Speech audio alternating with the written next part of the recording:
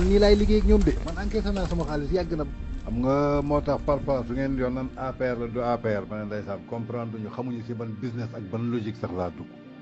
parce que dama doon nekk gars yi liggéey noppi bàyyi leen kër ci amul benn njëriñ kenn si ñoom go réew ci moo tax ba ma ciy duggaat nii di defar ay journal di wax dama leen ne lii am laa ciy def par la force bëggaat buntu yi gis nga dama ci waxtaan ak benn kër mu ne ma Tange gis nga réew bi soo ci bëggee dox il faut faire avec les grands et parler dans la politique nee na politique bi tànk yaa ngi toog jàpp sa jaamur yàlla dañu naan kii mais tànk yaa ngi commencé wax ñoom ñoo lay ragal benn par benn ñoom ñoo lay wool seen bopp te seen intérêt moo leen yëkkati yow it xoolal sa intérêt keroog xam nga maa ngi lay naan Bougazelli bi nga ma woo dama foog nga jàppale ma man pare naa lépp loo bëgg mën na loo war laaj mën naa la ko jox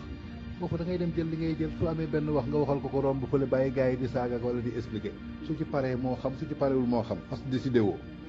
Cheikh Yérim Seck noonu la def ba nekk fi millionnaire de yor fi ay këram yu dul jeex donc nag luñ ko saaga mi ngi ak sutura mi ngi ak terangam yor ay këram yor ay bagaasam donc nag doo nekk ci milieu ba génn ci doo ci yor dara man sama bopp laay lijjanti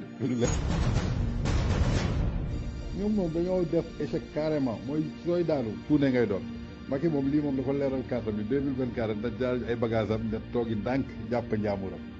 waaw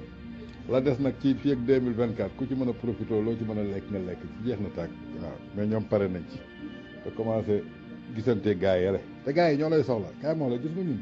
bi ñun ñooy soxla pouvoir ñoom seen bopp ñoom ñoo ñuy soxla parce que ñun ay porteurs de voix lañu ñoom ñoo ñuy soxla man mosuma soxla waa APR ñoom ñoo après ñoom ñooy gis sa influence après ñooy ñëw ci yow mosuma leen gëm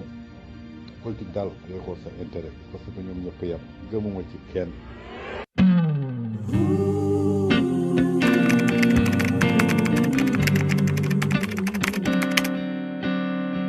Ooh.